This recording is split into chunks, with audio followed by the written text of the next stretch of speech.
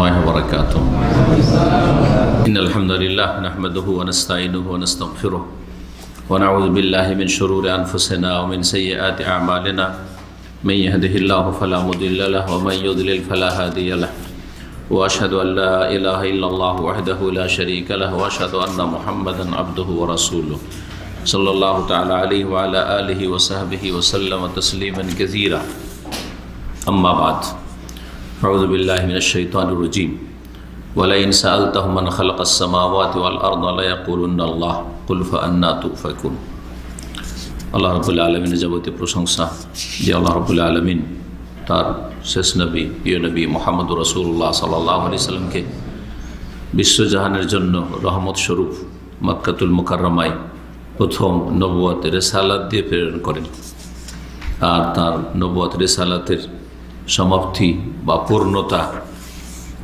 ঘটে মদিনা মুনাওয়ারায়।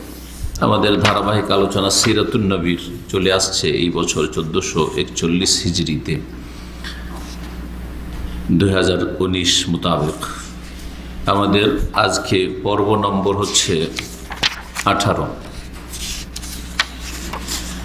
বিষয়বস্তু গত সপ্তাহের সাথে সম্পর্কিত। গত সপ্তাহে যে বিষয়টি নিয়ে আলোচনা করেছিলাম তা হচ্ছে যে মক্কার মুশরিকদের সাথে আরব কাফেরদের সাথে রাসূলুল্লাহ সাল্লাল্লাহু আলাইহি ওয়াসাল্লামের প্রথম যে মত পার্থক্য বা মতের ভিন্নতা বা বিরোধ সৃষ্টি হয় মৌলিক তিনটি বিষয় তা হচ্ছে কি বলতে পারেন, তিনটি বিষয়ে ইখতিলাফ ছিল, ঝগড়া ছিল।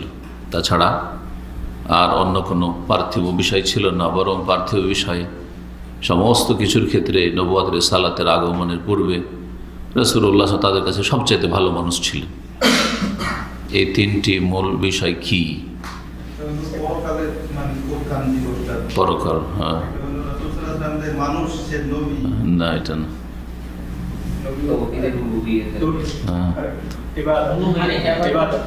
ইবাদত না, ওইভাবে হলো তৌহিদ। হ্যাঁ, তৌহিদ। আর একটা সহজ ভাষা বলেছিলাম, একটি হচ্ছে তৌহিদ, আর একটি হচ্ছে রিসালাত, আর একটি আখিরাত। এই ভাষায় বলেন, সহজ ভাষায় মনে রাখবেন। তৌহিদ, ঝগড়া ছিল কি নিয়ে?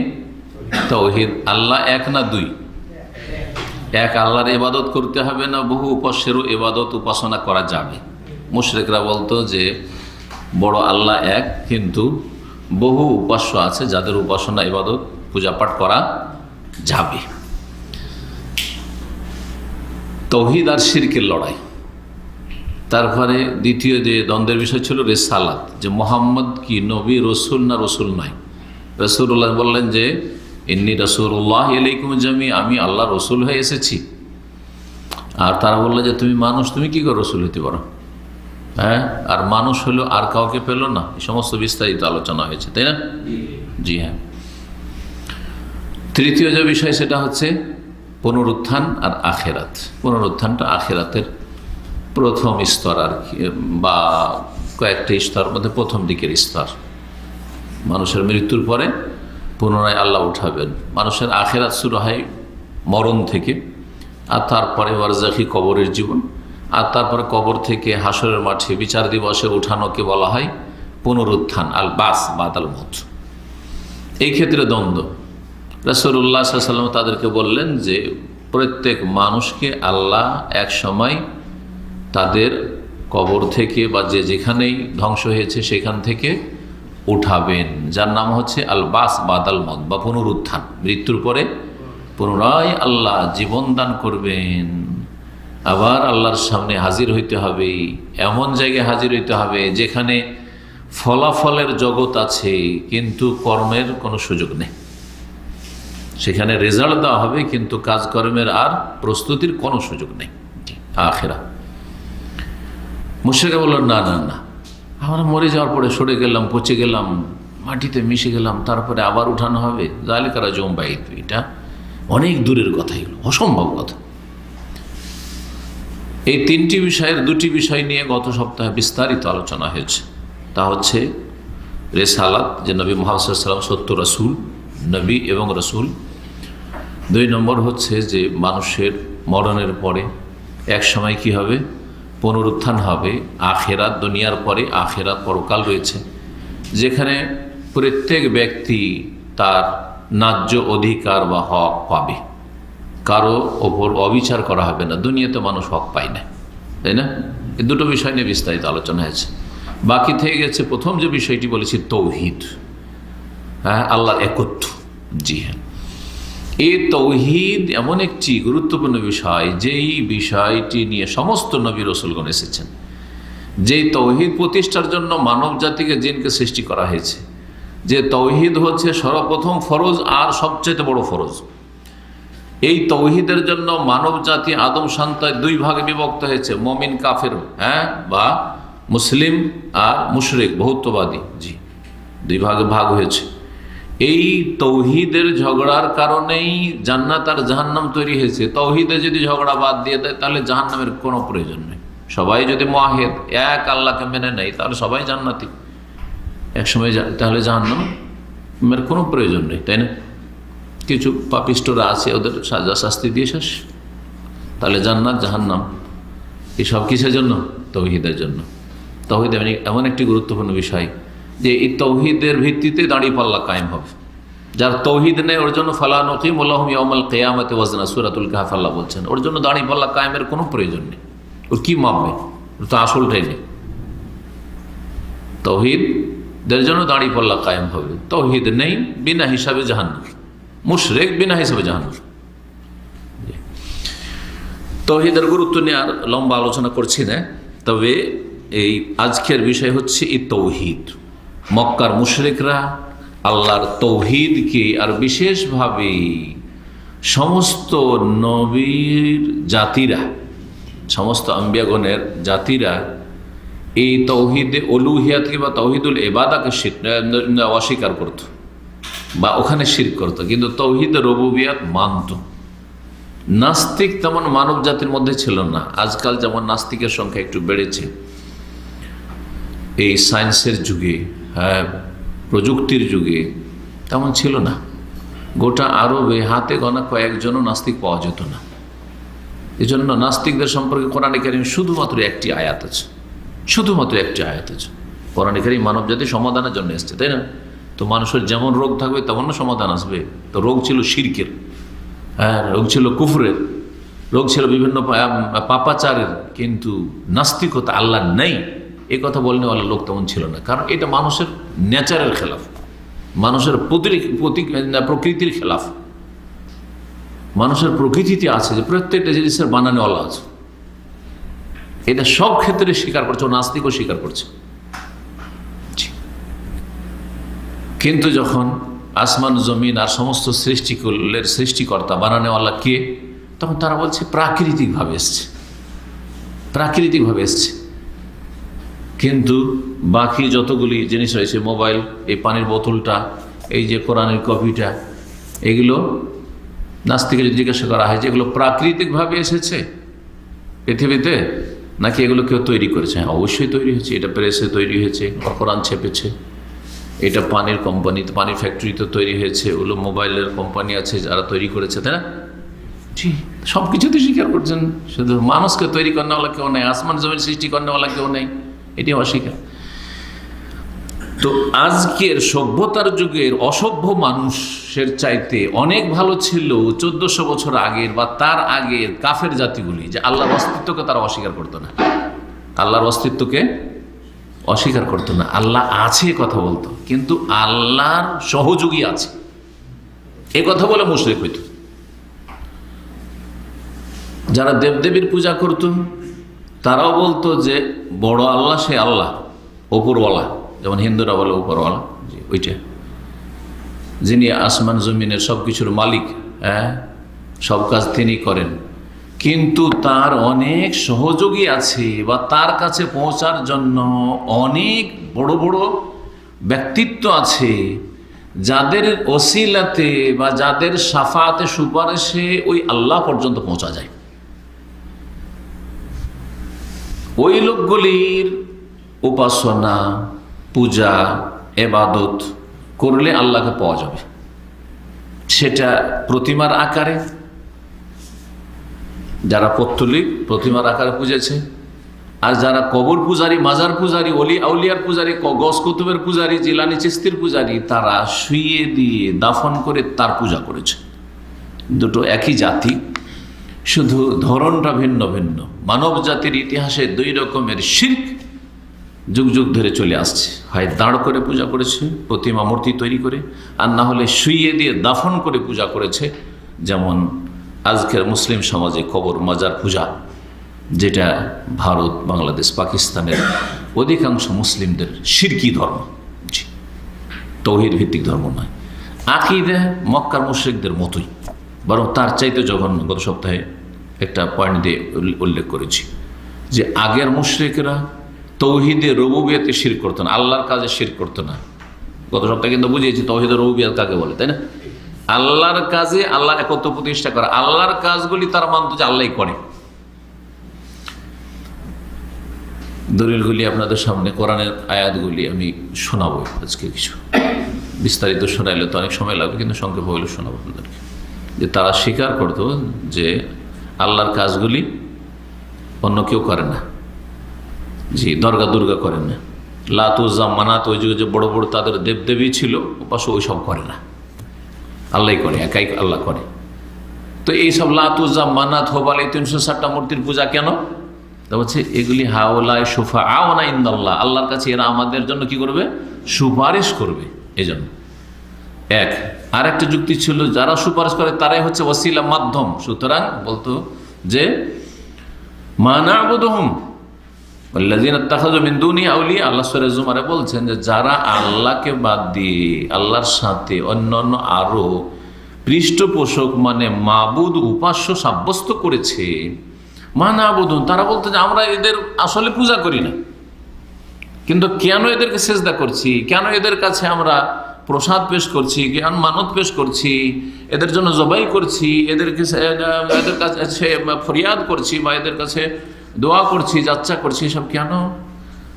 ইল্লা লিয়ুকাররিবুনা ইলাল্লাহি যুলফা, এই জন্যই করছি যে এরা যেন আল্লাহর কাছাকাছি আমাদেরকে করে দেয়।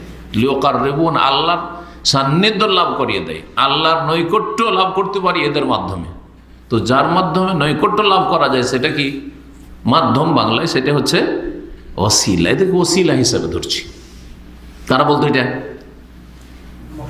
মক্কার মুশরিকরা, যাদের হেদায়েতের জন্য কোরআন নাজিল হয়েছে সবচাইতে বড় মহাগ্রন্থ আল কোরআন কিতাব, এবং যাদের হেদায়েতের জন্য সবচাইতে মহান নবী, শেষ নবী, সারা বিশ্বের নবী, প্রিয় নবী মুহাম্মদ রাসূলুল্লাহ সাল্লাল্লাহু আলাইহি সাল্লামকে পাঠানো হয়েছে, যেমন তেমন বিষয় নয়।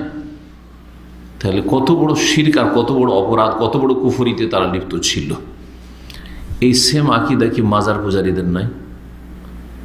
যে এরা আমাদের জন্য আল্লাহর কাছে সুপারিশ করবে, আল্লাহর কাছে ডাইরেক্ট পৌঁছা সম্ভব নয়, এরা আমাদের জন্য ওসিলা, সেই জন্য আমরা দরগাতে যাই, সেই জন্য ওরসে যাই, সেই জন্য খাসি মোরগ নিয়ে যাই সেখানে, সেই জন্য এই মাজারে তওয়াফ করি, সেই জন্য মাজারে সিজদা করি, সেই জন্য ইয়া খাজা মাদাদ বা ইয়া জিলানি মাদাদ, অথবা যতগুলি শিরকি কর্মকাণ্ড রয়েছে, এগুলোর পিছনে যুক্তি হচ্ছে যে এরা আমাদের সুপারিশকারী অথবা ওসিলা, দুটো ভাষা ছাড়া আর অন্য কিছু নেই।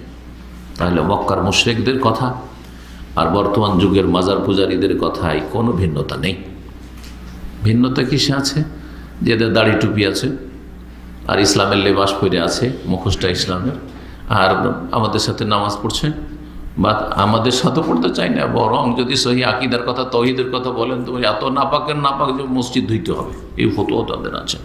মসজিদে ঢুকতে দেবেন না, বা জানতে পারলে আপনার পিছনে নামাজ পড়বে না। জি হ্যাঁ, মানে আমাদের মতো নামাজ পড়ছে, সে ভিন্ন বেদাতি নামাজই পড়ুক, কিন্তু নামাজ পড়ছে, 5 টাইম নামাজ মানে, রোজা রাখে, যাকাত দেয়, এগুলি করে। তো এইরকম নেক কাজগুলি মক্কার মুশরিকরাও করতো। তারা হজ করতো, তারা উমরা করতো, তারা হাজিদের সেবা যত্ন করতো, খেদমত করতো, তারা তওয়াফ করতো, তারা অনেক কাজ করতো, অনেক ভালো কাজ করতো। তো ভালো কাজ দিয়ে জান্নাতে যাওয়া যাবে না যতক্ষণ পর্যন্ত তার ভিতটা ঠিক না থাকবে। সে ভিতটা হচ্ছে তৌহিদ, আর সার্বিক তৌহিদ, তৌহিদ রুবুবিয়ত, আল্লাহর কাজে তৌহিদ প্রতিষ্ঠা করা, তৌহিদুল ইবাদা, বান্দার ইবাদত বন্দেগীতে তৌহিদ প্রতিষ্ঠা করা, তৌহিদুল আসমা সিফাত, আল্লাহর নাম গুণাবলীর ক্ষেত্রে তৌহিদ প্রতিষ্ঠা করা। আল্লাহর নামে যেন শরিক না করেন, আল্লাহর গুণে যেন শরিক না করেন, আল্লাহর কাজে যেন শরিক না করেন, আল্লাহর ইবাদত বন্দেগী যেগুলো আমরা পেশ করছি, আমাদের কাজ, এগুলো দায়িত্ব, এইসব কাজে যেন শরিক না করেন।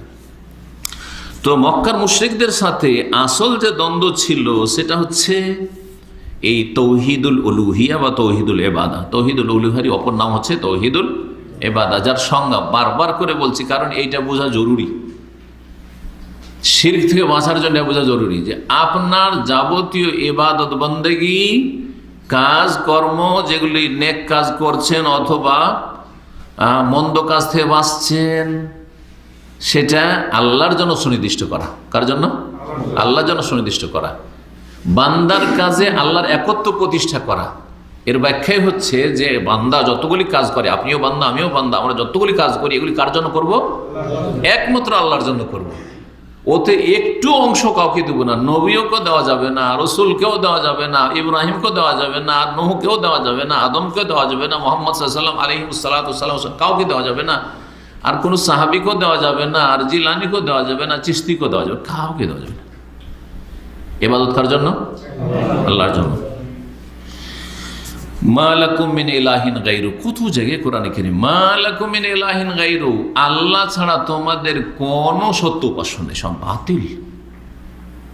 হয় তারাই বাতিল যদি তারা দাবি করে থাকে, যেমন অন্যদের যেসব উপাস্য বাতিল, ওরা শিরকি শিক্ষা দিয়েছে, কিন্তু আম্বিয়া রাসূলগণ সঠিক শিক্ষা দিয়েছেন, তারা হক আপন জায়গায়, তারা যে কথাগুলি বলে সেগুলিতে হক, কিন্তু তাদেরকে বাতিল জায়গাতে বসিয়ে দিয়ে তাদের পূজা শুরু হয়েছে। জিলানি শিরকের তালিম দেননি। হ্যাঁ, এইরকমই অনেক নেক বান্দারা এই উম্মতের, যাদের কবর পাকা করে পূজা হচ্ছে, তারা যদি তৌহিদ বুঝতেন আর শিরক বুঝতেন তাহলে তারা দ্বীনের শিক্ষা দিয়েছেন, তৌহিদের শিক্ষা দিয়েছেন, কিন্তু তাদের ইন্তেকালের পরে তারা তো অপারগ, কিছুই করতে পারছে না। তাদের কবর পাকা করে গায়ের জোরে পূজা শুরু করে দেওয়া হচ্ছে। বাচ্চারা করবে কি? করার কিছু আছে? কিয়ামতের দিনে সে তখন সম্পর্ক ছেদের ঘোষণা করবে, বা তারা সম্পর্ক ছেদের ঘোষণা করবে, যেমন ঈসা আলাইহিস সালাম, সূরা মায়েদার শেষ রুকু পড়ে দেখবেন। ঈসা আলাইহিস সালাম যখন আল্লাহ জিজ্ঞাসা করবেন কিয়ামতের দিনে যে হে ঈসা, ওয়াইদ ক্বালাল্লাহু ইয়া ঈসা ইবনে মারইয়াম, হে মরিয়ম পুত্র ঈসা, আনতা কুলতা লিন-নাস, তুমি কি এই মানুষগুলোকে, খ্রিস্টানদেরকে বলেছিলে যে ইত্তাখিযুনি ওয়া উম্মিয়া ইলাহাইন মিন দুনিল্লাহ, আমাকে আর আমার মাকে আল্লাহর সাথে এলাহ বানিয়ে ফেলি, আর তিন এলাহ, তিন উপাস্যের পূজা করি, যেমন খ্রিস্টানরা তৃতীয়বাদে বিশ্বাসী, তিন এলাহতে বিশ্বাসী। তখন তিনি বলবেন কালা সুবহানাকা, আল্লাহ তুমি পাক পবিত্র, মা ইয়াকুনু লি আন আকুলা মা লাইসা লি বিহা, এটা হতেই পারে না যে এমন কথা বলবো যেটা না কথা, মা লাইসা লি বিহা, এটা আমার অধিকার নয়, এটা তোমার হক আল্লাহ। এই কথা আমি কি করে বলতে পারি যে আমি এলাহ হয়েছি, আমার মা এলাহ হয়েছে, আমরা তোমার গোলাম, তোমার দাস। ইনকুন্ত কুলতুহু ফাকাদ আলিমতা, আল্লাহ কেন জিজ্ঞাসা করছো? আল্লাহ তুমি কি জানো না আমাদের অন্তর্যামী না? যদি আমরা বলেই থাকি তো তুমি তো জানছো। লম্বা কথা আছে, তারপরে বলে মা কুলতু লাহু ইল্লা মা আমারতানি বি, আল্লাহ তুমি যেটা হুকুম করেছো ওইটাই তো বলেছি, এর বেশি একটা কথা বলিনি। আনে ইবাদুল্লাহ রাব্বি ওয়া রাব্বাকুম, যে আল্লাহর ইবাদত করবে যিনি আমারও রব তোমাদের রব, এটাই বলেছি। এই কথা বলতে বলে সেই কথা বলেছি। যতদিন আমি বেঁচে ছিলাম ততদিন সাক্ষী ছিলাম, অকুন্তু আলিম শাহিদান মা দুমতু ফালাম্মা তাওয়াফাইতানি, যখন আমাকে ওপরে উঠিয়ে নিয়েছো। খ্রিস্টানরা আমাকে এলাহ বানিয়েছে, আমার মাকে এলাহ বানিয়েছে, আমি করবো কি? আমার করার কিছু আছে? সুবহানাল্লাহ। এই কথা সমস্ত আম্বিয়া রসুলগণ অথবা জিলানি চিশতি, যাদের গায়ের জোরে পূজা শুরু করা হয়েছে কবর পাকা করে, তারা সবাই বলবে, সম্পর্ক ছেদের ঘোষণা করবে। জি, ওয়াউমাল কিয়ামাতি ইয়াকফুরুনা বিশিরকিকুম, কিয়ামতের দিনে ওরা অস্বীকার করবে যে আমরা এসব শিখাইনি, কোথা থেকে এরা শিখেছে, আল্লাহ এদেরকে তুমি জাহান্নামে দাও, আমাদের সাথে কোনো সম্পর্ক নেই, কোনো সম্পর্ক নেই আমাদের সাথে। কিন্তু মানুষ যখন ধর্ম পালন করে অজ্ঞতার সাথে, ধর্ম পালন করতে হবে জ্ঞানের সাথে, এলমের সাথে, বেনা আন আলা এলমিন, জেনে শুনে শিখে ধর্ম পালন করতে হবে, তাহলে ধর্মান্ধতা আসবে না, গুমরাহি আসবে না। এই জন্য আমরা শিক্ষার উপর গুরুত্ব দিই। আপনি নিজের ধর্ম, নিজের দিন নিজে শিখেন এবং নিজে শিখে নিজে ধর্ম পালন করেন। কেউ আপনাকে পথভ্রষ্ট করতে পারে, কানাকে হাইকোর্ট দেখাতে পারবে না। আর আপনি অন্ধ, আপনি মূর্খ, কানা থাকবেন, তো কানাকে তো কোড়ে ঘরকে বলবে যে এই কানা, তো এই তো হাইকোর্ট। এ হচ্ছে আমাদের জাতির অবস্থা। কবর মাজার পূজাই ধর্ম, এইসব কানা লোকদেরকে বোঝানো হয়েছে। চোখওয়ালা লোককে কোনোদিন কথা বোঝানো যাবে না। যার চোখ আছে একটু কোরআন খুলে দেখবে, সে স্পষ্ট বুঝতে পারবে। ঠিক। তো কথা লম্বা হয়ে গেছে, ভূমিকা স্বরূপ। তবে এখন কিতাবের দিকে ফিরে আসি। লেখক বলছেন যে কথাগুলি বললাম, সেই কথাগুলি প্রায় কাছাকাছি অন্য ভাষাতে তিনি বলেছেন যে মুশরিকরা আল্লাহর তৌহিদকে স্বীকার করত আল্লাহর জাতের ক্ষেত্রে আর আল্লাহর সিফাতের ক্ষেত্রে, মানে তৌহিদুল আসমা ও সিফাত, এগুলো মানত। ও আফআলিহি, এবং আল্লাহর কাজের ক্ষেত্রে, মানে তৌহিদুর রুবুবিয়ত। তৌহিদুর রুবুবিয়ত কোনটা? আল্লাহর কাজে তৌহিদ প্রতিষ্ঠা করা। জি, এগুলো মানত যে আল্লাহর কাজ আল্লাহ করে। যেমন উদাহরণ দিয়ে বলি, কারণ সবাই তো আপনাদের একই স্তরের না। আল্লাহর কাজ বহু কাজ, হ্যাঁ, অসংখ্য কাজ। কুল্লা ইয়াউমিন হাফিসান, তার মধ্যে একটি কাজ হচ্ছে আল্লাহ সৃষ্টি করা। যেমন আমরা বিশ্বাস করি মুমিন মুসলিম যে সৃষ্টিকর্তা একমাত্র কে? একটা কোন পিপিলিকাকে আল্লাহ ছাড়া কেউ সৃষ্টি করেছে? একটা পিপিলিকা, শুধু একটা ক্ষুদ্র থেকে ক্ষুদ্রতম পিপিলিকা বা কীট পতঙ্গ কোন নবী সৃষ্টি করেছে?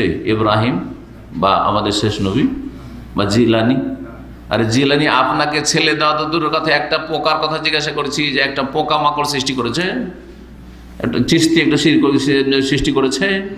কি করে বলছেন মাজার থেকে ফিরে আসছেন শিরিক কুফরি করে, আর এসে তারপরে যখন বাচ্চা হয়ে গেল, কারণ শয়তান এইভাবেই গোমরা করে, ওই বছরই বাচ্চা হবে। আর শয়তান ওয়াসওয়াসা দিচ্ছে, কারণ রগে রগে আর রক্তের সাথে তো শয়তান চলছে যে এই বছরই মাজার শরীফে যা ওখানে গেলে বাবার দান পাবে, তোর ছেলে মেয়ে হয় না, আর ওই বছরই কিন্তু হবে। সুবহানাল্লাহ। আর যেমনই আসলেন বাচ্চা হয়ে গেল, এই যে মাজার শরীফে গেছিলাম, বাবার দান। এটা কত লোক যে ইমান হারাচ্ছে, জন্মসূত্রে ইমান হারিয়ে আছে। ও বাপ দাদা কবর পূজারি, ওরাও কবর পূজারি, কিন্তু যতদিন সাবালক হয়নি ততদিন পর্যন্ত ফিতরাতের উপর ওগুলোকে মুমিন মুসলিম বলা যাবে। কিন্তু যখনই সাবালক হয়ে গেল, তখন এখন বাই চয়েস মুসলিম হইতে হবে। আর না হলে বাপ মা মুশরিক ছিল, মেয়েরাও সাবালক হওয়ার পরে মুশরিক, যদি সেই শিরকি বাপদাদার ধর্ম থেকে ফিরে না আসে। জি। তো আল্লাহর জাত সিফাতে আর কাজে তারা তৌহিদকে স্বীকার করত, তৌহিদকে অস্বীকার করতো না। সুতরাং তারা বলতো যে বিআন্নাল্লাহ তাআলা হুয়াল খালিক, আল্লাহ হচ্ছেন স্রষ্টা, আল্লাযী খালাকাস সামাওয়াতি ওয়াল আরদ, যিনি আসমান জমিন সৃষ্টি করেছেন আর এর মাঝে যা কিছু আছে একমাত্র আল্লাহ সৃষ্টি করেছেন। তিনি সব কিছুর মালিকানা কার? একমাত্র আল্লাহ। এই কথাও তারা মানত, যার হাতে আসমান জমিন এবং যা কিছু এর মাঝখানে আছে সব কিছুর মালিকানা রয়েছে, এবং তিনি রিজিক দাতা। রিজিক দেওয়া কাজ একটা, কার কাজ? আল্লাহর কাজ। সেখানে আল্লাহকে রিজিক দাতা মানত। কোনদিন তার একটি প্রমাণ নেই যে কোন মুশরিক মক্কার আবু জাহাল আবু লাহাব বলতো যে আমার এই লাত বা উজ্জা আমাকে রিজিক দেয়, বলতো না। আল্লাহর রুবুবিয়্যত তার শিরক করতো না। মানুষকে, গবাদি পশুকে, জীবজন্তুকে, পশু পাখি সমস্তকে রিজিক দেয়, প্রত্যেক জীবকে আল্লাহ রিজিক দেন, এইসব কথা স্বীকার করত। নিয়ন্ত্রণ করা কার কাজ? আল্লাহর কাজ। মক্কার মুশরিকরা মানত যে সব কিছুর উপর নিয়ন্ত্রণ কার? আল্লাহ। কিন্তু আজকাল মাজার পূজারীরা এই শিরকি আকীদা রাখে, রুবুবিয়্যত শিরক করে, যে প্রত্যেকটা গ্রামকে ধরে আছে আল্লাহর গৌস কুতুবরা, নিয়ন্ত্রণ করে আছে। আল্লাহর যখন গজব উঠে, মানে রাগ উঠে মানুষের পাপের কারণে, তখন কোনো গ্রামকে বা দেশকে ধ্বংস করতে চান। জি, সুফিদের পীরদের কিতাবে আছে, আমি পড়ে এর আগে আলোচনা করছি তাদের কিতাব থেকে। ইভেন চরমনাইয়ের কিতাবে আছে। নাম না বলে তো আপনারা ওদেরকে হক্কানি বলেন। জি, কিন্তু হক্কানি বলে কোনো পীরতন্ত্র নেই, সবগুলি হচ্ছে বাতিলপন্থী। যুলুমাতুম বাযুহা ফাওকা বায, আল্লাহ কোরআনে বলেছে অন্ধকার যেমন, হ্যাঁ, কোনোটা কম আর কোনোটা বেশি, কিন্তু সবগুলি অন্ধকার, তাই না? রাতের অন্ধকার, বিদ্যুৎ না থাকলে সবটাই অন্ধকার, ঘরের বাইরে আর ভিতরে, মেঘলা আকাশে, মেঘলা রাতে আর চাঁদনি রাতে, সবই তো অন্ধকার, কিন্তু অন্ধকার একটু কম বেশি। পানির ওপরে অন্ধকার আর পানির ভিতরে ডুব দিয়ে অন্ধকার, পার্থক্য আছে, কিন্তু সবটাই তো অন্ধকার। রাতের অন্ধকারে পানির ওপরেও যেমন অন্ধকার, পানির ভিতরে ডুব দিলেও অন্ধকার, না আলো খুঁজে পাবে? বিদ্যুৎ না থাকলে আলো খুঁজে পাবে। বিদ্যুৎ হচ্ছে ইসলাম, যেখানে তৌহিদ নেই, ইসলাম নেই, যেখানে শিরক আছে, অন্ধকার, সব অন্ধকার। এই শিরকি আকীদা। ওদের কিতাবে, যাদেরকে হক্কানি বলছে, ওদের কিতাবে আছে যে সামদেশের কোন এক গ্রাম বা সামদেশকে আল্লাহ ধ্বংস করে দেবেন, গান বাজনা চলছে। তখন বাংলাদেশ থেকে অথবা ভারত থেকে আল্লাহর এক কুতুব দৌড় দিয়ে ছুটে চলেছে, হঠাৎ করে বসে থাকতে থাকতে মরিদানের মাঝখানে লাফ দিয়ে ছুটে চলেছে। তখন বলছে, হজরত কোথায় যাচ্ছেন, কোথায় যায়, এত তাড়াহুড়া কেন? বলছে, আর বলিও না, এক্ষুনি যদি না যায় তো সামদেশের উপর আল্লাহর এত ক্রোধ রাগ হয়েছে যে এক্ষুনি ধ্বংস করে দেবেন, আমাকে গিয়ে ধরতে হবে।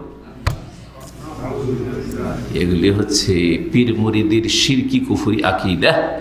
জি, তারপরেও পীর মুরিদিতে জড়িয়ে থাকবেন। হ্যাঁ, আউযুবিল্লাহ, আউযুবিল্লাহ। মক্কার মুশরিকরা এর চাইতে ভালো ছিল। তারা বলতো যে আসমান জমিন সবকিছু তদবির মানে নিয়ন্ত্রণ করেন আল্লাহ, ছোট বড় সবকিছু নিয়ন্ত্রণ, যে একটা পিপিলিকারও নিয়ন্ত্রণ, হায়াত মতের নিয়ন্ত্রণ, সবকিছু আল্লাহর হাতে। তিনি সূর্যচন্দ্রের নিয়ন্ত্রণ, তিনি তারকা, পাহাড়, পর্বত, গাছপালা, জিন, মানুষ, ফেরেশতা সব কিছুই তার অনুগত এবং সব কিছু নিয়ন্ত্রণ তিনি করেন এবং সব কিছুকে তিনি আশ্রয় দেন আর সব কিছু তার শরণাপন্ন হয়। আল্লাহ ছাড়া কোনো আশ্রয়স্থল নেই, আল্লাহ ছাড়া কোনো আশ্রয়ের জায়গা নেই, কোনো শক্তি নেই যে আশ্রয় দিতে পারে। কিন্তু আল্লাহ এমন সত্তা এবং মহাশক্তিধর, আলা কুল্লি শাইইন কাদির, সর্বশক্তিমান, যে তার কাছে সমস্ত কিছু যদি আশ্রয় নেই, তাকে আশ্রয় দিতে কোনো কষ্ট নেই আর অসুবিধা নেই। আল্লাহকে বাদ দিয়ে কি করে আপনি আল্লাহর অসহায় সৃষ্টির কাছে আশ্রয় নিতে যাচ্ছেন আপনি বালা মুসিবতে, বিপদ আপদে? এই জন্য সৌদি আরবের একজন বড় শেখ বলছিলেন, আমি মাঝে মাঝে কথাটা বলি, যে যদি 1 মিনিট ধৈরেই নিলাম, বাতিল কথাকে ধৈরেই নিলাম, আমরা বলি না, সাপোজ ধরে নিলাম একটা ভুল কথাকে, ধরে নিলাম যে তোমার কথাটা 1 মিনিটের জন্য ধরে নিলাম, ধরে নিলাম যে জিলানি দিতে পারে, চিস্তি দিতে পারে, ধরে নিলাম শিরকি কথাকে ধরলাম, মিথ্যা কথাকে ধরলাম, ধরে, আর আল্লাহও দিতে পারেন, ঠিক না? যারা মুসলিম মাজার পূজারী তারা এটা তো বিশ্বাস করে যে আল্লাহও দিতে পারেন আর জিলানি চিস্তি দিতে পারে। আমাদের সাথে পার্থক্য কি?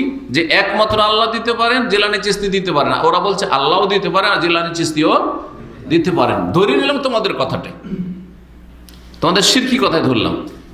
কিন্তু তোমাকে যদি আরেকটা প্রশ্ন করি, কে বেশি দিতে পারে? তোমরা বললে মাজার পূজারীরা, সুফিরা বা পীর তন্ত্রে বিশ্বাসী পীর মুরিদের ব্যবসায়ীরা, এরা বলছে আল্লাহও দিতে পারে আর জিলানি চিস্তি গস কুতুব ওলি আউলিয়াও শাহজালাল শাহপুরান তারাও দিতে পারে। তো এখন প্রশ্ন হচ্ছে যে আল্লাহও দিতে পারেন, তারাও দিতে পারে, কে বেশি দিতে পারে? উত্তরটা কি দেবে? অবশ্যই আল্লাহ। তাহলে একজন সুস্থ মস্তিষ্কের মানুষ যে বেশি দিতে পারে তার কাছে আশ্রয় নেবে, না যে কম দিতে পারে তার কাছে যাবে? আরে আমার যদি সরাসরি ডাইরেক্টরের সাথে যোগাযোগ থাকে, কোম্পানির বা কফিল মালিকের সাথে, বসের সাথে সরাসরি যোগাযোগ থাকে, সে সব কিছু দিতে পারে। এক্ষুনি ছুটি, 6 মাস ছুটি, আমি 1 বছর ছুটি, যা চাইবো তাই দেবে।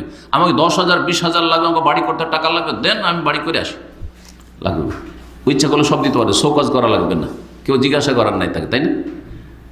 আমি ওর কাছে পৌঁছিতে পারবো, তারপর আমার একটা এখানে ফোরম্যান আছে, সুপারভাইজার, তার কাছে যাবো নাকি?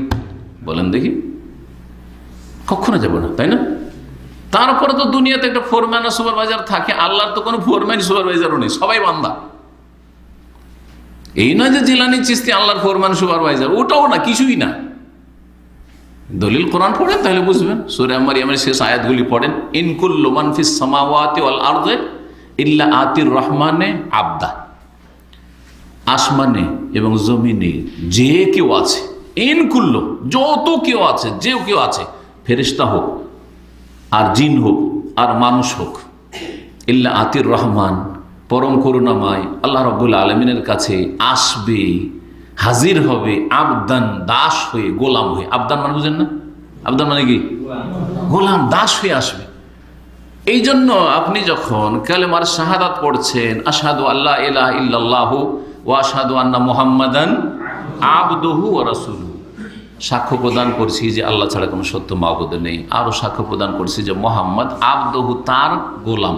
আমি যেমন আল্লাহর গোলাম, মুহাম্মদ সাল্লাল্লাহু আলাইহি ওয়াসাল্লাম আল্লাহর গোলাম। ওয়া রাসূলুহু, পার্থক্য যে তিনি রসুল আর অন্য কেউ রসুল না, এইটাই শুধু পার্থক্য। রসুলের কাছে কিছু চাওয়া যাবে না, তবে রসুলের কি করতে হবে? প্রত্যেকটি ক্ষেত্রে তিনি নির্ভুল, ওহী ছাড়া কথা বলেননি। আমি ভুলের সাথে জড়িত, আপনি ভুলের সাথে জড়িত, কিন্তু রসুল ভুলের সাথে জড়িত না, ভুল মুক্ত। সুতরাং প্রত্যেকটি ক্ষেত্রে রাসূলুল্লাহ সাল্লাল্লাহু আলাইহি ওয়াসাল্লামের অনুসরণ করতে হবে, আনুগত্য করতে হবে, কথা মানতে হবে, আদর্শ মেনে চলতে হবে। লাকাদ কানা লাকুম ফি রাসূলিল্লাহি উসওয়াতুন হাসানাহ। রাসূলুল্লাহ সাল্লাল্লাহু আলাইহি ওয়াসাল্লাম তোমাদের যে উত্তম আদর্শ। আমি আদর্শ নই আপনাদের, আমি আপনাদের মতো ভুল করি। কোনো ক্ষেত্রে আপনাদের চাইতে ভালো হলে কোনো ক্ষেত্রে আপনার চাইতে খারাপও হইতে পারি না?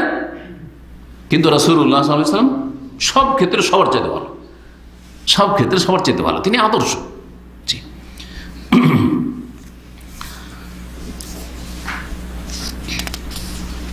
আল্লাহ রাব্বুল আলামিন যদি কোনো ফয়সালা করেন যে আমি এটা করব, তো কারো সেই ক্ষেত্রে ক্ষমতা আছে যে না আমরা চাই না এটা হতে দেব না, ক্ষমতা আছে কারো ক্ষমতা নেই।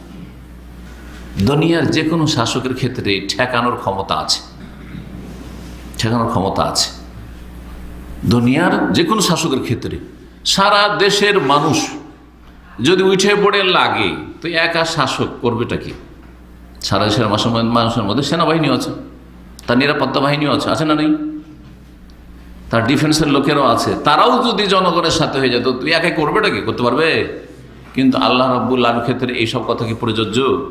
যে আল্লাহ একটা কিছু করতে চাইছেন আর সে ফেরেশতারা সবাই মিলে বাধা দিল, তখন আল্লাহ করতে পারলেন না। সারা ফেরেশতার জগৎও যদি বাধা না দিতে পারে, তাহলে একটা সাধারণ 3.5 হাতের মানুষ, এই ভণ্ড পীর, ওই সামদেশে গিয়ে আল্লাহ ধ্বংস করবে কোনো গ্রামকে, আর ওকে ধরতে গেছে।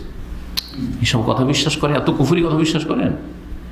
হ্যাঁ, এত শিরকি কথা বিশ্বাস করেন? আপনার বিবেক নেই? ধর্মান্ধ এত? এর নাম ধর্মান্ধতা। কিন্তু দিন শিখার পরে আমল করার নাম ধর্মান্ধতা নাই। কিন্তু আর নাস্তিকেরা বলে ধর্মকর্ম করলে ধর্মান্ধ বলে, এটা তাদের আরেক গুমরাহি, সাবধান হয়ে যান। জি, আজকাল নাস্তিকদের ভাষা কি? আমি যদি দাঁড়িয়ে রাখি, আমি যদি টাকার পরে কাপড় পরি, আমি যদি 5 ওয়াক্ত নামাজ পড়ি, হ্যাঁ, আমি আমার ফ্যামিলি আমার যদি হেজাব করে, পূর্ণ হেজাব করে, হ্যাঁ, হাত পা কিছু দেখা যায় না, এরা ধর্মান্ধ না। না, এরা ধর্মের অনুসারী, এরা নির্ভুল আদর্শের অনুসারী। আর তোমরা হচ্ছে তোমাদের কুপ্রবৃত্তির অনুসারী নাস্তিক। জি, কথা বোঝা গেছে? ধর্মান্ধ কারা? যারা বাতিল কথাকেও অন্ধভাবে বিশ্বাস করে, অজ্ঞ মূর্খ, ইসলাম সম্পর্কে তাদের কোনো জ্ঞান নেই, না তাওহীদ জানে, না রিসালাত জানে, না আখিরাত জানে, কিছুই জানেন না।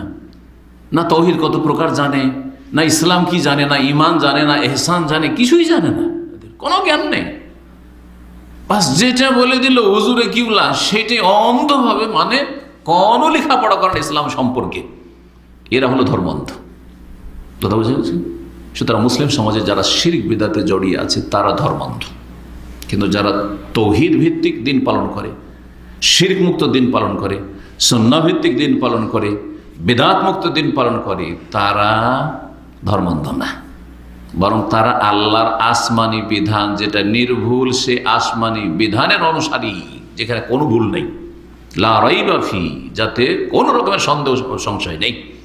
জি, এই যে কথাগুলি বললাম, এগুলি কোরআনে কারিমের প্রত্যেকটি আছে। কি যে তাওহীদ ও রুবুবিয়্যাত মক্কার মুশরিকরা মানত।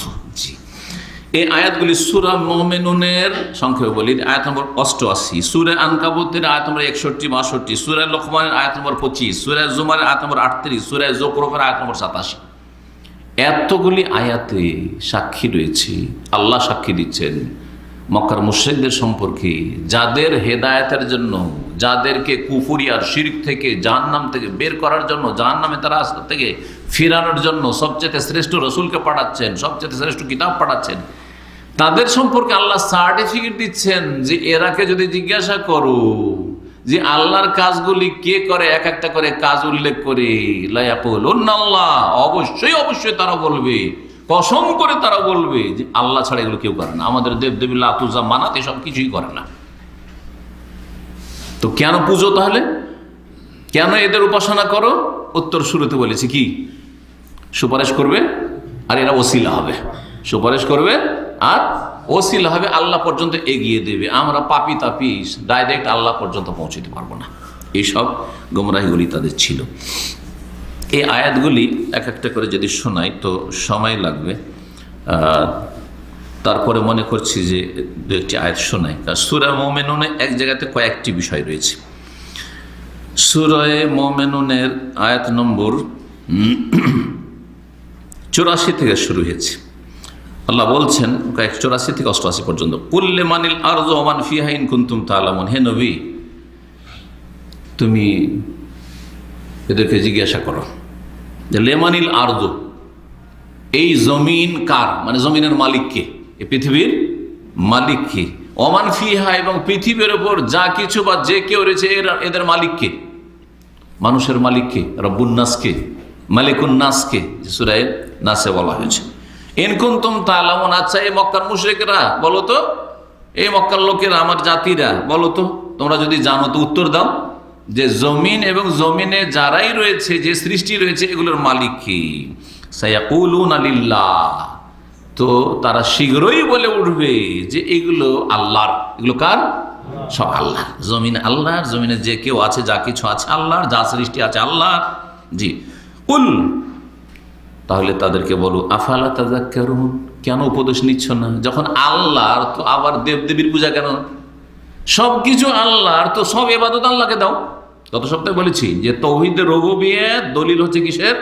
তৌহিদুল ইবাদাত, যে সব কাজ যখন আল্লাহই করেন, তো আমার ইবাদত আমি আল্লাহ ছাড়া কাউকে দেবো বা কেন? বুঝতে পারছেন না? জি। তারপরে আরেক জিজ্ঞাসা, হে নবী তুমি বলো, মান রব্বুস সামাওয়াতিস সাবঈ ওয়া রব্বুল আরশিল আযীম, সাত আসমানের মালিক কে? সাত আসমানের মালিক কি? আর আরশে আজিমের মালিক কি? মহান যে আরশ রয়েছে আল্লাহ রাব্বুল আলামিনের, সেই আরশের মালিক কি? সায়াকুলুনা, তার শীঘ্রই বলে উঠবে, লিল্লাহ, এসব আল্লাহ। আরশ আল্লাহ, আর সাত আসমানকার আল্লাহর, এগুলোর মালিক। কুল, হে নবী তাহলে তাদেরকে বলো, আফালা তাত্তাকুন, তাহলে কেন ভয় করো না? আল্লাহর ভয় লাগে না? সব যখন আল্লাহর, তো পূজা কেন গায়রুল্লাহ? জি। কুল, হে নবী বলো, মান বিয়াদিহি মালাকুতু কুল্লি শাই, কার হাতে সব কিছুর মালিকানা রয়েছে, সব কিছুর সার্বভৌমত্ব রয়েছে। ওয়া হুয়া ইউজিরু ওয়ালা ইউজারু আলাইহি, তিনি আশ্রয় দিয়ে থাকেন, ওয়ালা ইউজারু আলাইহি, তার বিরুদ্ধে, আল্লাহর বিরুদ্ধে কেউ আশ্রয় দিতে পারে না। আল্লাহর বিরুদ্ধে কেউ আশ্রয় দিতে পারে না। ইন কুনতুম তা'লামুন, আচ্ছা বলো তো, এর উত্তর দাও। প্রশ্ন কয়টা ছিল? তিনটা প্রশ্ন। কিন্তু সব কিছুর মালিক কে, বা সব কিছুর মালিকানা কার হাতে, আর কে কে পানাহা দেন, আশ্রয় দেন, আর তার বিরুদ্ধে, আল্লাহর বিরুদ্ধে কোন শক্তি পানাহা দিতে পারে কি পারে না, আশ্রয় দিতে পারে কি পারে না, এসবের উত্তর বলো তো। সায়াকুলুনা লিল্লাহ, শিগগির তারা বলে উঠবে যে এসবের মালিকানা আল্লাহর। জি, কি? সব কিছুর মালিকানা আল্লাহর হাতে, আর তিনি একমাত্র আশ্রয় দিয়ে থাকেন, আর তার বিরুদ্ধে কি আশ্রয় দিতে পারে না। দুনিয়ার যে কোনো শক্তির বিরুদ্ধে কিন্তু আশ্রয় দিতে পারে। আজকাল রাজনৈতিক আশ্রয় একটা ভাষা আছে, জানেন আপনারা?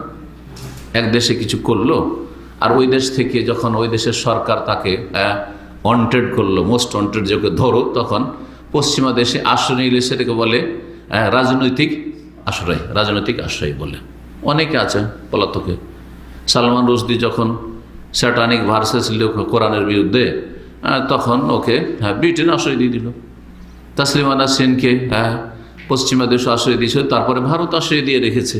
তাহলে যে কোনো শক্তির বিরুদ্ধে অন্য কেউ আশ্রয় দিতে পারে, কিন্তু আল্লাহ যদি কাউকে ধরতে চান তো কোনো শক্তি আশ্রয় দিতে পারে না। আল্লাহ যদি ধরতে চান, আর সারা দুনিয়ার তোমার নবী রসুল গোস কত বলি সবকে নিয়ে চলে আসো, যত মাজারগুলির পূজা করছো সব নিয়ে আসো, আর যত দেবদেবীর পূজা করছে এই পত্তলিকরা সবকে নিয়ে আসুক, আশ্রয় দিত।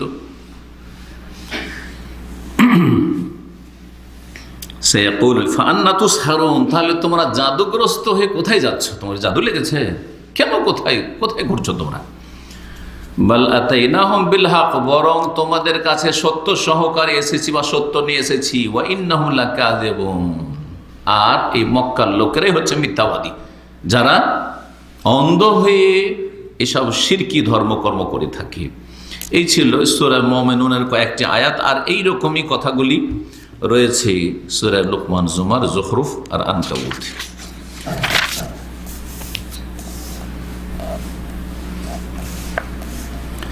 আরব মুশরিকরা তাহলে তৌহিদ রুবুবিয়াতে কি করতো না? শিরক করতো না। তৌহিদ রুবুবিয়াত আল্লাহ সব কাজগুলি করে, তারপরেও তারা মুশরিক কেন? কারণ তৌহিদ 3 প্রকার, তার যেটা যুগে যুগে নবী রসুলগণ যে তৌহিদ নিয়ে এসেছেন, কারণ সেই তৌহিদকে অমান্য করেছে সেই মুশরিক জাতিগুলি। আর শেষ মুশরিক জাতি নবী সাল্লাল্লাহু আলাইহি ওয়াসাল্লামের বিরোধী যারা মক্কার মুশরিক, এবং আজ পর্যন্ত মুশরিক সারা পৃথিবীতে ছড়িয়ে আছে, এরা এই ইবাদত বন্দেগীতে তৌহিদুল ইবাদতে শিরক করে থাকে। এরা কি বলে, যে কথাগুলি এর আগে বললাম, লেখক বলছেন, তারা বলে যে ইন্নাল্লাহ তাআলা আতা বাযা ইবাদিহিল মুকাররাবিন, আল্লাহর কিছু সান্নিধ্য প্রাপ্ত, নিকটবর্তী বা নৈকট্য প্রাপ্ত বান্দা আছে, এবার খাস স্পেশাল বান্দা আছে, যেমন নবী, রসুল, ওলি আউলিয়া, নেক লোকেরা। এদেরকে আল্লাহ পৃথিবীতে নিয়ন্ত্রণের কিছু অসাধারণ ক্ষমতা দিয়ে দিয়েছেন।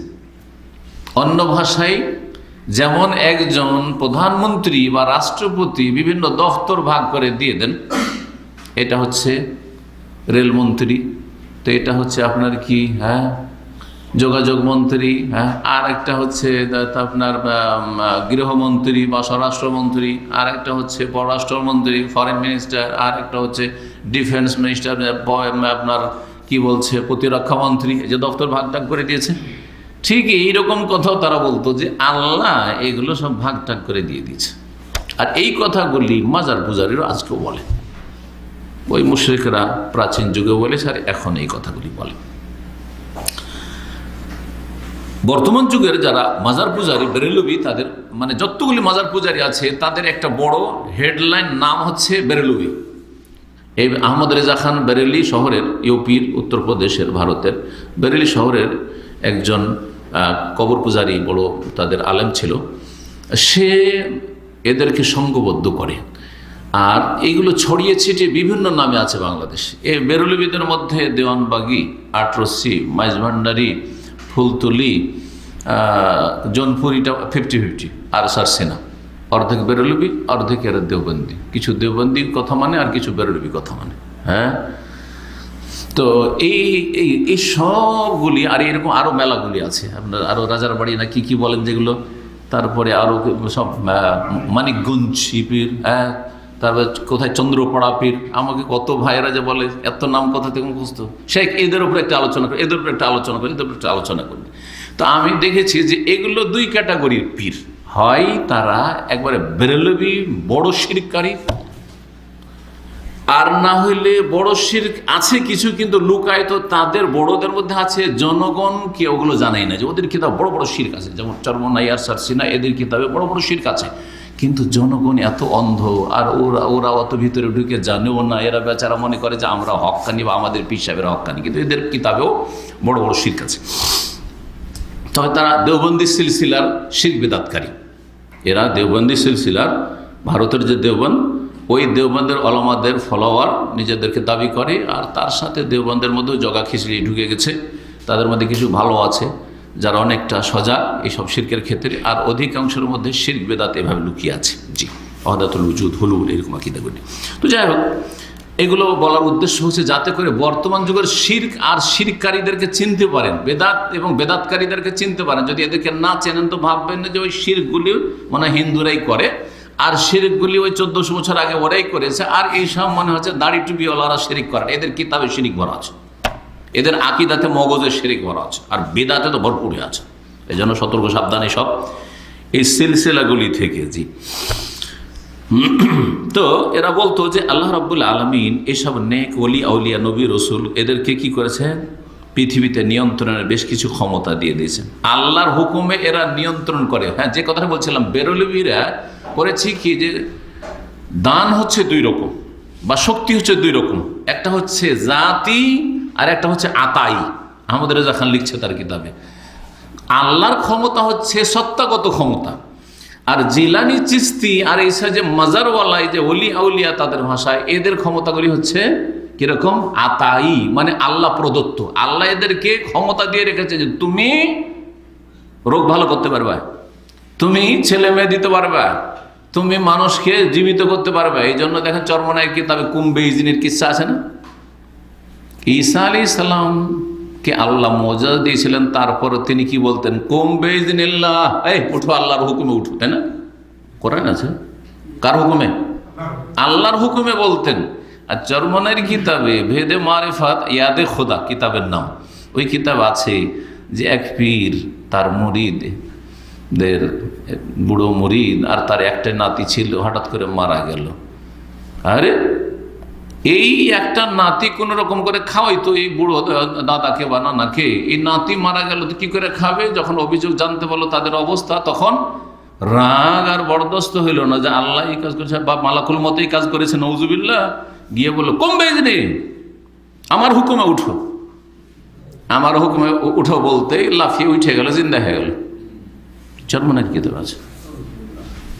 তারপরে বলবে যে এর হক্কানি, এটাই যদি হক হয় তাহলে আর বাতিল কি জিনিস? বাতিল বলে কিছুই নেই, তাহলে সবই হক। তো এইসব আকীদা মক্কার মুশরিকদের ছিল যে এদের কাছে আল্লাহ প্রদত্ত শক্তি আছে, ছেলে মেয়ে দিতে পারে, বালা মুসিবত দূর করতে পারে, মানুষের মনস্কামনা পূরণ করতে পারে, রোগীকে সুস্থ করতে পারে, এসব আকীদা। আর এই জন্য কিছু নজর নিয়াজ নিয়ে আসে। কেউ একটা চাদর চড়াইলো, দেখছেন না বড় বড় নেতারা বা জন একটা চাদর চড়াইলো, আর মনে হয় যে এই ইলেকশনে আমি এই চাদর চড়িয়ে কি করব, ইলেকশনে জিতবো। আর আল্লাহ জিতিয়ে দিলে যে যা তুই চাদর চড়ালি আর এই বছরই আমি জিতাবো, যাতে করে ভালো করে মুশরিক হয়ে চিরস্থায়ী তুই জাহান্নামে থাকিস। আল্লাহ চান নুয়াল্লিহি মা তাওয়াল্লাহ, যে যেদিকে ঝুঁকবে ওইদিকে আল্লাহ ঝুঁকিয়ে দেবেন। আমি আল্লাহর দিকে ঝুঁকলে আল্লাহর দিকে ঝুঁকার তৌফিক দেবেন, এটা আল্লাহর দান। কিন্তু যখনই মানুষ বাতিলের দিকে ঝুঁকে তখন আল্লাহ বলেন নুয়াল্লিহি মা তাওয়াল্লাহ, যেদিকে ঝুঁকবে ওইদিকে ঝুঁকিয়ে দেবো। কোরআনের কথা এটা। ওমা ইউশাকিকির রাসূল, যে রাসূল সাল্লাল্লাহু আলাইহি সাল্লামের বিরুদ্ধাচরণ করবে, ফাটল ধরাবে, নবীর তরিকায় না গিয়ে সুফিদের তরিকায় চলে গেল। ওয়াত্তাবি গায়রা সাবিলিল মুমিনিন, আর মুমিনদের রাস্তা বাদ দিয়ে, সাহাবীদের রাস্তা বাদ দিয়ে অন্য রাস্তা ধরে নিল। আল্লাহ বলছেন নুয়াল্লিহি মা তাওয়াল্লাহ, যেদিকে ফিরবে ওইদিকে ফিরিয়ে দেব। আল্লাহ জবরদস্তি কাউকে তাওহীদের দিকে নিয়ে আসবেন না, জবরদস্তি কাউকে বিদআত থেকে সুন্নতের দিকে নিয়ে আসবেন না, জবরদস্তি কাউকে কোনো বেনামাজিকে নামাজি বানাবেন না, জবরদস্তি কোনো সুদখোরকে, কোনো ঘুষখোরকে সৎ বানাবেন না। অসৎ হয়েই থাকবে যতক্ষণ পর্যন্ত সে চেষ্টা না করবে। ফেরার চেষ্টা করলে অবশ্যই ফেরার তৌফিক দেওয়া আল্লাহ রাব্বুল আলামিন। জেনাকারী জেনার দিকে যাবে, তাকে কখনো পাক পবিত্র জীবনযাপনে আল্লাহ তৌফিক দেবেন না, কিন্তু যে পাক পবিত্র জীবনযাপন করার চেষ্টা করবে তাকে আল্লাহ অবশ্যই তৌফিক দেবেন। তো এইসব ধারণা ছিল মক্কার মুশরিকদের যে আচ্ছা এইগুলো কেন করতে পারে, এই যে দেবদেবীরা, আর মূলত দেবদেবীগুলো মাটির যে পূজা করছে, এটা তো মাটি শুধু শো, হ্যাঁ, দেখানোর জন্য। এই মাটির প্রতিমার পিছনে ওদের কি আকীদা আছে যে এইটি এক জামানার কি ছিল, বড়ই নেক লোক ছিল, সৎ লোক ছিল, মহামানব ছিল, হিন্দুদের ভাষায় বড় মনীষী ছিলেন, এবং তিনি এত আল্লাহর নৈকট্য প্রাপ্ত ব্যক্তি ছিলেন যে ওনার অসাধারণ ক্ষমতা আছে। তখন ওর প্রতিছবি তৈরি করে, সেই প্রতিছবিটা একটা কাল্পনিক হতে পারে, অথবা পরম্পরা চলে আসছে কাছাকাছি ওই রকম একটা ছবি অঙ্কনের চেষ্টা করেছে, ওই রকম কাছাকাছি একটা যেই রূপ চেহারার লোকটা ছিল ওই রকম একটা ছবি অঙ্কনের চেষ্টা করেছে। এটাও কখনো কখনো হয়েছে। আবার অধিকাংশ ক্ষেত্রে কাল্পনিক ছবির বা কাল্পনিক মূর্তির আকার রূপ দিয়ে মূর্তি তৈরি করে পূজা শুরু হয়েছে। জি। আর কবর মাজারগুলির ক্ষেত্রে ওই রকমই, কখনো কখনো আসলি কবর আছে, যেমন জিলানির কবর বা চিস্তির কবর হতে পারে, আসলি কবর আছে ওইখানে। আর কখনো কখনো হয়েছে কি যে ভুয়া কবর, জি, ভুয়া কবর, জাল কবর। ওখানে কোনো মানুষ ওখানে দাফন নেই, কোনো একটা স্বপ্ন ছেড়ে দিয়েছে ধর্ম ব্যবসা চালু করার জন্য, যে আমাকে রাসূলুল্লাহ স্বপ্ন দেখিয়েছেন, আজকে আমি নবীকে স্বপ্ন যোগে দেখিয়েছি, নবী বলছেন তোমাদের এই জায়গায় আল্লাহর ওলি শুয়ে আছেন, তারপরে একটা কবর দিল পাকা করে। বহু কিস্সা এরকম আছে। তারপরে আমাদের এক ওস্তাদ বলতেন, পাকিস্তানে সম্ভবত এই মাজার আছে, কুত্তা শাহ কা মাজার। তো এক পীর সাহেব ছিল, সেই পীর সাহেব হালাক হলো। যখন পীর সাহেব হালাক হলো, মারা গেল, তো ওর একটা মাজার তৈরি হলো। ওর একটা কুকুর ছিল, যে কুকুরকে পীর সাহেব খুব ভালোবাসত। চিন্তা করেন তাহলে পীর সাহেব কোন চরিত্রে, যে কুকুরকে ভালোবাসে, যে কুকুর বাড়িতে রাখলে প্রতিদিন এক কিরাত করে নেকি কমে। রাসূলুল্লাহ সাল্লাল্লাহু আলাইহি ওয়াসাল্লাম বলছেন, হাদিস পড়েন তাহলে জানবেন বাড়িতে কুকুর পোষা কত বড় অপরাধ। যে কুকুর পুষে সে কখনো চরিত্রবান লোক না। কুকুর কারা পুষে? আজকাল ইহুদি খ্রিস্টানরা, আর ওদের দেখা যায় ইহুদি খ্রিস্টানদের অনুসারী ফাসেক বেদিন মুসলিমগুলো পুষে। হ্যাঁ, তাহলে যেই লোকটা কুকুর পুষে তার এতটুকু জ্ঞান নেই যে আমার বাড়িতে কুকুর পুষলে প্রতিদিন এক কিরাত করে নেকি মাইনাস হইতেই থাকবে। আল মহিম যদি কিচ্ছা সত্য হয় তো কুকুর সত্য হইতে পারে, আবার বানাওয়াট হইতে পারে।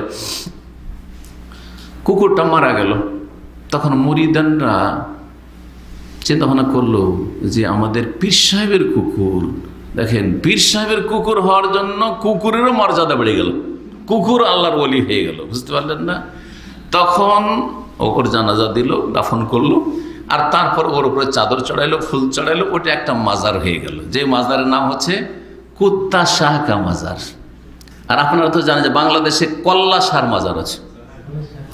বাংলাদেশে থেকে এগুলো ইনফরমেশন দেন না, আর আমি কি করে বলতে পারছি আপনাদের? কল্লা শাহ ব্যাপারটা কি বলছে যে শুধু কল্লাটা ভাসতে ভাসতে পাওয়া গেছিল, এতটুকু মাথাটা, আর কিছু পাওয়া যায়নি, ওইটাকে দাফন করে এইটা হয় আসলে দাফন, আর না হলে এইটাও ভুয়া একটা কিস্সা যার ভিত্তিতে একটা ধর্ম ব্যবসা চালু হয়েছে।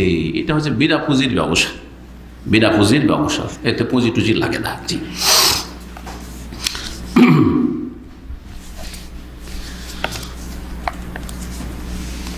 মুশরিকরা এইভাবে এই আকীদা ওসিলা এবং সুপারিশের আকীদার ভিত্তিতে এসবের পূজা পাঠ করত, এদের কাছে ফরিয়াদ করত, এদের কাছে আশ্রয় নিত, এদের জন্য তারা প্রসাদ পেশ করত, এসবগুলি করত।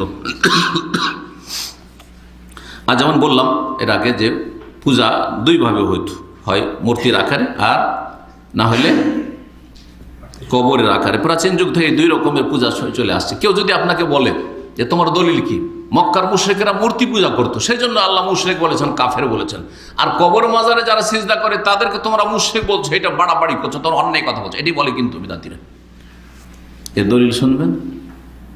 যখন হাবাসা হিজরত করে সাহাবীরা গেলেন, হাবাসা হিজরত করেছিলেন না অনেক সাহাবায়ে কেরাম, প্রথম হিজরত ছিল হাবাসার, ওইখানে দেখে আসলেন যে ওইখানে বেশ কিছু খ্রিস্টানদের গির্জা আছে, যে গির্জাগুলিতে ছবি অঙ্কন আছে, আর কবর পূজাও সেখানে হচ্ছে, কবর পূজা হচ্ছে, এসব দেখে এসছেন। তাই দুই রকম, ছবিরও পূজা দেখে এসছেন আর কবর পূজাও দেখে এসছেন। তারপরে যখন তারা এসে জানালেন, রিপোর্ট করলেন রাসূলুল্লাহ সাল্লাল্লাহু আলাইহি ওয়াসাল্লামকে যে আমরা ওইখানে এরকম দেখলাম, আর তারা এইভাবে শিরকগুলি করছে, দুই রকমের শিরক করছে দেখলাম, তখন রাসূলুল্লাহ সাল্লাল্লাহু আলাইহি ওয়াসাল্লাম এই কথা বলেন, উলাইকা, এসব মুশরিক জাতিরা, খ্রিস্টানরা হোক অথবা অন্যরা হোক, এই হিন্দুরা হোক অথবা মক্কার মুশরিকরা হোক অথবা তায়েফের মুশরিকরা হোক, অন্যরা হোক, মানে এক কথায় সারা বিশ্বের মুশরিকরা, তাদের যে দুই ধরনের শিরক। ইযা মাতা ফীহিমুর রাজুলুস সালিহু, যখন কোন নেক লোক ওলি আউলিয়া মারা যেত, বানাও আলা কবরিহি মসজিদান, তখন তার কবরের উপরে একটা মসজিদ বানিয়ে নিত বা একটা গম্বুজ বানিয়ে নিত, দেখলেন না? তাহলে কবর পূজার কথা কে বললেন? রাসূলুল্লাহ বললেন, শুধু মূর্তি পূজার কথা বললেন না। একটা হলো না, এক পূজা হলো না, এক ধরনের পূজা। বানাও আলা কবরিহি মসজিদান, কবরকে সেজদার স্থানে পরিণত করত, সেটা মসজিদ বানিয়ে সেজদার স্থানে পরিণত করত, অথবা কবরকে সেজদা করত, সে কিছু বানাইলো আর না বানাইলো, দুটোই ওই হাদিসের অর্থ। দ্বিতীয় রকমের শিরক 2 নম্বরে বলছেন মূর্তি পূজার শিরকের কথা, ওয়াসাওয়ারু ফিহা তিলকা সোয়ারে, আর ওই যে নেক লোকেরা মারা গেছে তাদের ছবিগুলি ওই মসজিদে অথবা উপাসনালয়ে অঙ্কন করতো দেয়ালে দেয়ালে। এটা বাস্তবে আমি দেখে এসেছি। বৌদ্ধদেবের তীর্থস্থান বেনারসে আছে। বেনারস ভারতের প্রসিদ্ধ শহর হচ্ছে, ধর্মীয় শহর হচ্ছে বেনারস, হিন্দুদেরও তীর্থস্থান আর বুদ্ধিস্টদেরও বুদ্ধদেরও তীর্থস্থান। তো ওখানে একটা এলাকা আছে সারনাথ এলাকা, বন জঙ্গল হয়ে আছে। আমরা ছাত্র জীবনে সারনাথ দেখতে যাই, তো ওখানে অনেক পর্যটক আসে, ইউরোপের লোকেরাও আসে ওখানে দেখতে। তো ওখানে গিয়ে ঢুকলাম ওই বুদ্ধিস্টদের যে ধর্মীয় উপাসনালয়গুলি আছে ওগুলোতে ঢুকে দেখলাম ছাত্র জীবন, তখন বয়স 20-22 বছর বয়স। আমাদের শেখ আলম যে কাশ্মীরের দায়ী আছেন, উনি আমার ক্লাসমেট বন্ধু ওই যুগে, এরাও ছিল অনেকে, এক গ্রুপ গেছিলাম। দেখলাম যে বৌদ্ধদেবের আর ওর মা, ওর বাপ, আর তারপরে আরও যেসব তার ভক্ত আছে সবগুলির ছবি অঙ্কন করা আছে দেয়ালে দেয়ালে, ছবি অঙ্কন করা আছে। খ্রিস্টানদের চার্চে গেলে আপনারা দেখতে পাবেন, আমি আলহামদুলিল্লাহ কোনোদিন চার্চে যাইনি আজ পর্যন্ত, তো খ্রিস্টানদের চার্চে গেলে দেখতে পাবেন যে কি করা আছে, হ্যাঁ, মারিয়ামের, যাকে মেরি বলে তারা, হ্যাঁ, মেরির ছবি, মারিয়ামের ছবি অঙ্কন করা আছে। তারপর ঈসা আলাইহিস সালামের, হ্যাঁ, জিসাস ক্রাইস্ট যাকে বলে, তার ছবি অঙ্কন করা আছে দেয়ালে দেয়ালে। জি, তাহলে নবী সাল্লাল্লাহু আলাইহি ওয়াসাল্লাম দুই রকমের পূজার কথা এই হাদিসে বললেন। ওয়াসাওয়ারু ফিহা তিলকা সুওয়ার, ওই ঘরগুলিতে মসজিদে ওয়াসাওয়ারু ফিহা তিলকা সুওয়ার, ওই ছবি অঙ্কন করতো। উলাইকা শিরারুল খালকি ইনদাল্লাহি তাবারাকা ওয়া তাআলা, যারা এই রকমের পূজা করেছে, কবরের পূজা অথবা এই মূর্তি পূজা, ছবির পূজা করেছে, প্রতিমা পূজা করেছে, এরা সৃষ্টির সবচাইতে বদ আর সবচাইতে নিকৃষ্ট। রাসূলুল্লাহ সাল্লাল্লাহু আলাইহি ওয়াসাল্লাম বলেছেন। ঠিক, তাহলে এই হাদিস স্পষ্ট করে না যে মানব জাতি যখন যখন শিরকে লিপ্ত হয়েছে, শিরকের ধরনটা দুই রকমের। একটা হচ্ছে প্রতিমার আকারে পূজা করা, মূর্তি আকারে পূজা করা, আর একটা হচ্ছে মাজার কবরের আকারে পূজা করা। জি, সুতরাং মুসলিম সমাজের যারা কবর পূজারী বলে যে আমরা পূজা করি না, আপনারা এইসব কথা আমাদের উপর, হ্যাঁ, বাড়াবাড়ি করে বলছেন, অন্যায় কথা বলছেন, এই কথা তাদের মিথ্যে। এইসব দেবদেবীর জন্য তারা কি করত, বা তাদের উপাস্যদের জন্য তারা বিভিন্ন রকমের মানত করত, বিভিন্ন রকমের মানত করত। যেই মানতকে হিন্দুদের ভাষায় প্রসাদ বলা হয়। প্রসাদ বুঝেন তো, শুনেছেন না প্রসাদ নামটি? যা পেশ করা হয়, মানত পেশ করা হয়। এটা অনেক ধরনের হইতো। অনেক সময় ক্ষেত খামার হইতো, জমিতে ফসল আছে, ফসল দিয়ে দিল, অথবা কিছুটা ফসল, এক দু আটি ফসল কেটে নিয়ে আসলো, এটি দিয়ে দিলাম। জি, খাবার দিত। জি, খাবার, যেমন হিন্দুদের মিষ্টি দেয়, কলা, পূজার সময় কলার দাম বেড়ে যায়, তারপরে রসগোল্লার দাম বেড়ে যায়, মিষ্টির দাম বেড়ে যায়। হ্যাঁ, এটা আপনারা বুঝতে পারেন কিনা, কিন্তু ভারতে খুব বোঝা যায়, ভারতে খুব বোঝা যায়। তারপরে অনেক সময় স্বর্ণ পেশ করত, চাঁদি, মাল সামান, এসব পেশ করত। জি, আর এই পেশ করাটা কবরও, নেক লোকদের কবরেও পেশ করত, আর প্রতিমার সামনেও পেশ করত। দুই রকমই তাহলে শিরক ছিল আরব জগতে। এবং এগুলোর দেখাশোনার জন্য কিছু ধর্মগুরু ছিল, ধর্মগুরু, পণ্ডিত। জি, হিন্দুদের ভাষাতে কি বলা হয়? পণ্ডিত বলা হয়। আর মাজার পূজারীদের ভাষায় মুসলিম সমাজের এদেরকে গদ্দিনাসীন বলে, আরও কিছু বলে, মুজাবির তাও বলে, উর্দু ভাষাতে মুজাবির বলে। জানি না বাংলা আর অন্য কোনো ভাষা আছে নাকি, সেটা আপনারা বলবেন। জি, কি না না, হ্যাঁ, মাজারের খাদেম, মাজারের খাদেম, খাদেম। জি, কিন্তু গদ্দি নসীনে বলে, মানে গদ্দি নিয়ে বসে আছে। পীর তো ওই বড় পীর তো আর বসে থাকবে না, যে মেন মালিক বা ওর যে আসল মালিক কিছু রেখে দিয়েছে, ওই এজেন্ট রেখে দিয়েছে, গদ্দি ধরে বসে আছে। আবার পীরের স্থলাভিষিক্তকে গদ্দি নসীনতাও বলে, যে গদ্দি দখল করেছে মারার পরে। তারপরে জীবজন্তু উৎসর্গ করত, জীবজন্তু উৎসর্গ করত, গবাদি পশু উৎসর্গ করত। এটা বিভিন্নভাবে করত, জীবিত আবার জবাই করেও করত। জীবিত যেমন কিছু কিছু জীবজন্তুকে তারা ছেড়ে দিত, এর পিঠে চড়বো না, এর দ্বারা কোনো কাজকর্ম নেব না, এরকম কাজ করত। এটা তখনও করত, আর এখনও হিন্দুরা করে। হিন্দুরা গরু ছাড়ে, যেটাকে বলে ষাঁড়, আর ষাঁড়ের গলায় রশি দেবে না, আর সবার জমি জায়গা নষ্ট করবে, চড়ে বেড়াবে, যেখানে ইচ্ছা চড়ে বেড়াবে। কেউ যদি কোনো জায়গায় সংখ্যালঘু মুসলিম থাকে, আর যদি তাদের এই ষাঁড়কে যদি মারে, তাহলে ওর বিপদ আছে। তো ছোট থেকে এসব দেখেছি, ষাঁড় ছেড়ে দেয় হিন্দুরা, ও ষাঁড়ের গায়ে কেউ হাত দেবে না, যেখানে চড়বে চড়বে, যা করবে তাই করবে। মক্কার মুশরিকরা কি করতো, বা আরব মুশরিকরা কি করতো, এদেশে তো গরুর অভাব, এরা উট ছাড়তো। যে উটগুলিকে সাইবা বলতো, সাইবা মানে ষাঁড়, মা জাআলাল্লাহু মিন বাহিরাতিন ওয়ালা সাইবাতিন ওয়ালা ওয়াসিলাতিন ওয়ালা হাম, 4 রকমের পশুর কথা আল্লাহ বলেছেন, যেগুলি তারা শিরকি কর্মকাণ্ডে উৎসর্গ করত, দেবদেবীর জন্য উৎসর্গ করত। তার মধ্যে একটা ছিল সাইবা, ষাঁড় ছাড়া। উদ্দেশ্য যে এই দেবদেবীগুলি রাজি হবে, সন্তুষ্ট হবে, এরা যখন রাজি হবে তখন আল্লাহকে রাজি করে দিবে আমাদের জন্য। জি হ্যাঁ। আচ্ছা, এই যে জীবজন্তুগুলি ছাড়তো দেবদেবীর নামে বা ওই কবরের নামে, মাজারওয়ালার নামে, এগুলো খুব শ্রদ্ধা করত। মাজার পূজারীরা ছাড়ে না, ছাড়ে না। যেমন আমরা কোরবানির, অনেকে গ্রামে গঞ্জে যারা বাস করে, কোরবানির পশু ওই যখনই বাচ্চাটা হয়ে পড়েছে তখন থেকে রেখে দিয়েছে, এটা কোরবানির জন্য ছেড়ে দিলাম। ছাড়ে না, ছাড়ে না। আমরা কোরবানির জন্য ছাড়ি, ওরা 2 রকম ছাড়া ছাড়ে, কোরবানির জন্য ছাড়ে, আবার কিছু ছাড়ে কিসের জন্য, যে এটা শাহজালাল বাবার নামে ছেড়ে রেখেছে, এটা আটরসি বাবার নামে ছেড়ে রেখেছে, এটা অমুক ভান্ডারী বাবার নামে ছেড়ে রেখেছে, এটা ওই ওরসের সময় নিয়ে যাবে, এখানে জবাই করবে। জি, অথবা ছেড়েই দিয়েছে বাবার নামে। এই সমস্ত শিরকি কর্মকাণ্ড কোনো নতুন নয়, মক্কার মুশরিকরাও করতো আর আজকের মুশরিকরাও করে থাকে। এগুলি এমনভাবে ছেড়ে দিত যে যেখানে ইচ্ছা চড়ে বেড়া, আর কখনো কখনো এগুলো জবাই করা হতো না, আর কখনো কখনো এগুলোকে ধরে নিয়ে এসে অথবা ছেড়ে দিয়েছে কিন্তু এক সময় নিয়ে গিয়ে বিশেষ মেলার সময়, যেটাকে অরস বলে, হিন্দুরা মেলা বলে আর মুসলিমরা কি বলে, মাজার পূজারীরা ওরস বলে। এই ওরসের সময় নিয়ে এসে জবাই করবে, খাসে মোরগের ভিড় ভাড়। একবার আমি এই দৃশ্য দেখেছি, মাজারে গিয়ে নয়, একবার ট্রেনে, আমি তখন দাওরাই পড়ি, তো রাত্রে ট্রেনে বাড়ি যাব মাদ্রাসা থেকে, তো স্টেশনে দাঁড়িয়ে আছি আর পুরা স্টেশন ভর্তি, এত ভিড়, আর সবার হাতে একটা করে হয় মোরগ, বড় বড় মোরগ, আর না হলে একটা করে খাসি। মোরগের আওয়াজ আর খাসির আওয়াজ স্টেশনে ভর্তি। চিন্তা করলাম যে এইসব জীবন কিন্তু এই দৃশ্য দেখিনি, আর খেয়াল করতে পারিনি যে কি হচ্ছে, যদিও দাওরায় তখন উঠে গেছে 18-19 বছর বয়স আমার। তো ওদের মধ্যে থেকে একজন মাজার পূজারীকে জিজ্ঞেস করছি, যার হাতে সম্ভবত খাসি ধরেছিল, সে ওকে জিজ্ঞেস করছি, অথবা মোরগ ছিল, অনেক দিনের ঘটনা, 1982 ঘটনা বলছি ওদেরকে। জিজ্ঞাসা করছি যে কোথায় যাচ্ছেন আপনারা? বলছে আপনি জানেন না? আমি তো জানি না। ওই যে পাণ্ডব শরীফ যাচ্ছি, যে পাণ্ডব শরীফে যে মাজার আছে, ওই মাজার শরীফে যাচ্ছি। তো এগুলো কি করবেন, এই যা এত খাসি এত মুরগি সব নিয়ে আপনারা ওই ইয়েতে উঠবেন ট্রেনে? তো আমি তো কোনোদিন এরকম দেখিনি দৃশ্য। বলছে আপনি জানেন না এগুলো?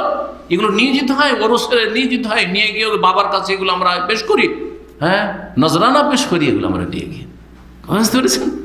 জি, এই হলো ধর্ম ব্যবসা। জি,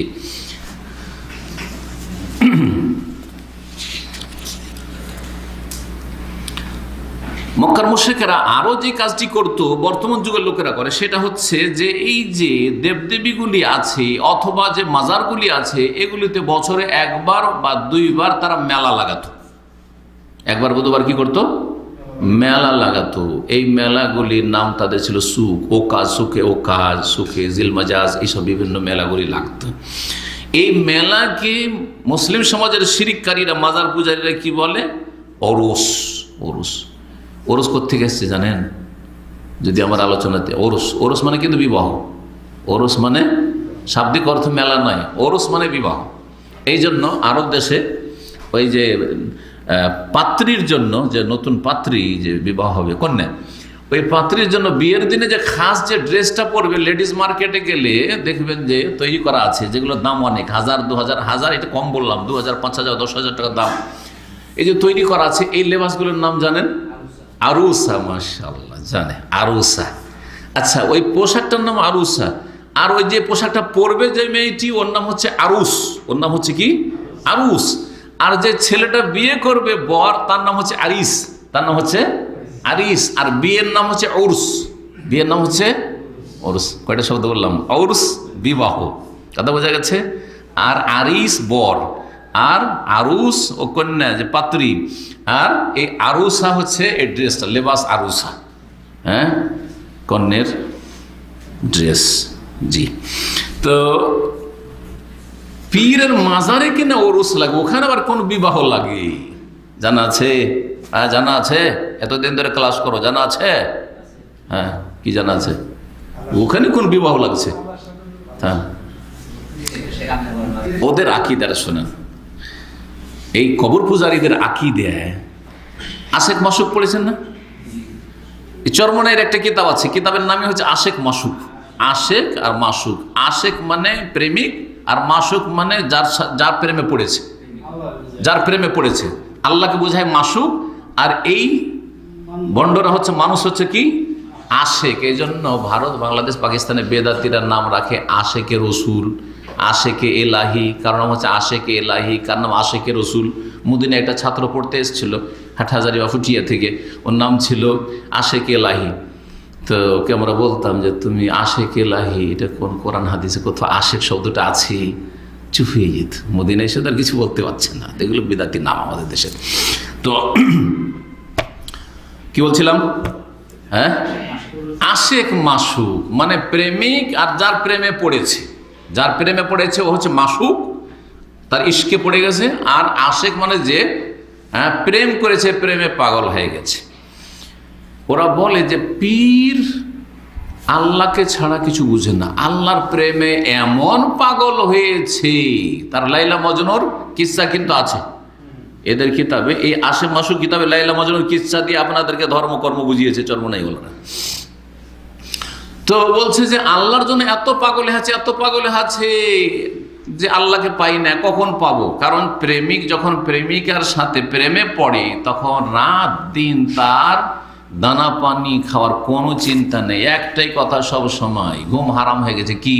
যে প্রেমিকাকে কখন কখন হাতের নাগালে পাবো, তাই না? কখন পাবো? আউযুবিল্লাহ। এত নোংরামির সাথে আল্লাহকে তুলনা করেছে, আউযুবিল্লাহ, আল্লাহর সাথে এই তুলনা করেছে এই নোংরামিকে। তো সে যে পাই না পাই না পাই না, কখন পাবে?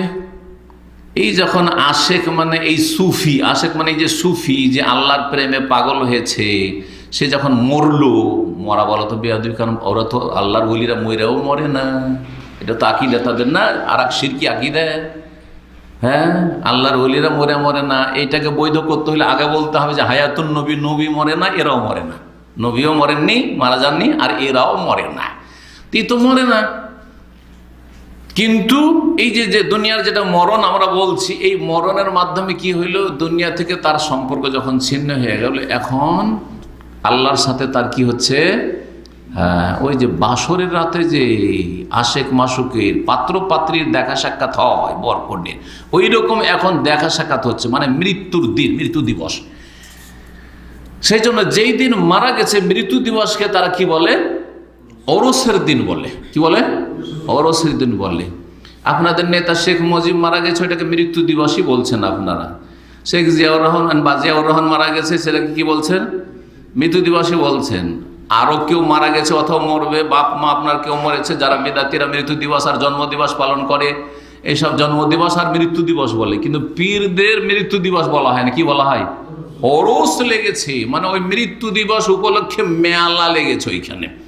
আচ্ছা, মৃত্যু বছরে কয়বার হয়েছে, মানে জীবনে কয়বার হয়েছে? একবার। শাহজালালের জীবনী পড়ছিলাম, আমার এই সুফিদের উপরে মেলাগুলো বক্তব্য হওয়ার পরে 6-7 বছর আগে। তো বক্তব্য তো 2006 বা 2005 করেছি আমি চরমনাইদের উপর, যে আমার 9 ঘন্টা 10 ঘন্টা বক্তব্য। তারপরে হাতের নাগালে আসলো শাহজালালের জীবনী, শাহজালালের জীবনের একটা চটি কিতাব আসলো। তো পড়লাম, গোটা বাতিলকেও পড়লাম। পড়ার পরে দেখলাম যে ওতে লিখেছে, যে কথাটি মনে আছে সেটা হচ্ছে যে শাহজালালের বাবা শাহজালালের মাজার শরীফে বছরে 2 বার করে ওরস শরীফ হয়। কি হয়? 2 বার করে ওরস হয়। তো ওরস মানে মৃত্যু দিবস, মৃত্যু জীবনে একবার হয়েছে, আর সেটা একটা তারিখে হয়েছে, তো একদিন হবে। কিন্তু 2 দিন কেন ওরস লাগে? রহস্যটা কোনোদিন উদ্ঘাটন করেছে? কারণ একদিনের 2-4 সপ্তাহ, 2-4 দিনের 10 দিনের বা 1 সপ্তাহের এই ওরসের মেলার ইনকাম দিয়ে তো জাহান্নামের পেট ভরছে না। এই যে বেদাতীদের জাহান্নামী পেট আছে, এই তো হালমিম মসজিদ করতে আছে, ভরছে না। এখন ভরার জন্য কি করতে হবে? চলো আর একবার ওরস লাগাই, যাতে করে ভক্তরা এসে আবার কিছু নজরানা পেশ করে, আর বিনা পুঁজির ব্যবসাটা একটু বৃদ্ধি পায়। কথা বোঝা গেছে? নাহলে 2 বার কেন ওরস লাগবে? আমি বিনা পড়াই বলছি না, না হলে ওই কিতাব শাহজালালের জীবনী পড়ে দেখবেন, বা অথবা সিলেটি লোকদেরকে যারা ওখানে থাকে কাছাকাছি জিজ্ঞেস করে, বছর 2 বার করে শাহজালালের মাজারে কি লাগে? ওরস লাগে। জি, একই শিরকে সব শিরক। এই শিরকগুলি মক্কার মুশরিকরা করত, এবং এইসব মেলাতে কাছের দূরের আরবের চারিদিক থেকে লোকেরা হাজির হইতো, এসে প্রদক্ষিণ করত, তওয়াফ করত, আর তারপরে মানত পেশ করতো, জবাই করতো, বলিদান যেটা হিন্দুরা বলে, বলি দিত ইত্যাদি, এসব করতো তারা। মুশরিকরা তাদের কাছে ফরিয়াদ করত এবং তাদেরকে ডাকতো, এবং তাদেরকে আল্লাহর কাছে পৌঁছার জন্য সিঁড়ি বা মাধ্যম মনে করত। জি, নবী করিম সাল্লাল্লাহু আলাইহি ওয়াসাল্লাম তাদেরকে তখন তৌহিদের দাওয়াত দেওয়া শুরু করলেন। নবী সাল্লাল্লাহু আলাইহি ওয়াসাল্লাম তাদেরকে কী করলেন? তৌহিদের দাওয়াত দেওয়া শুরু করলেন, এবং তাদেরকে ভালো করে স্পষ্ট করে দিলেন যে তোমরা যা কিছু করছো ধর্মকর্ম, এগুলো হচ্ছে শিরকি ধর্ম। বাকি আলোচনা আরও আছে নবী করিম সাল্লাল্লাহু আলাইহি ওয়াসাল্লামের সাথে তাদের যে সার, সেসব যে বাকবিতণ্ডা, এবং তারপরে তাদের ভ্রান্ত আকিদার, এই শিরকি কুফরি আকিদার খণ্ডন কোরআনে কারিমে কীভাবে করা হয়েছে, ইনশাআল্লাহ তাআলা আগামী পর্বে আলোচনা করা যাবে। এখানে আজকের আলোচনা শেষ করছি। ওয়া জাযাকুমুল্লাহু খাইরান ওয়া সাল্লাল্লাহু আলা মুহাম্মদ ওয়া আলা আলিহি ওয়া সাহবিহি আজমাইন।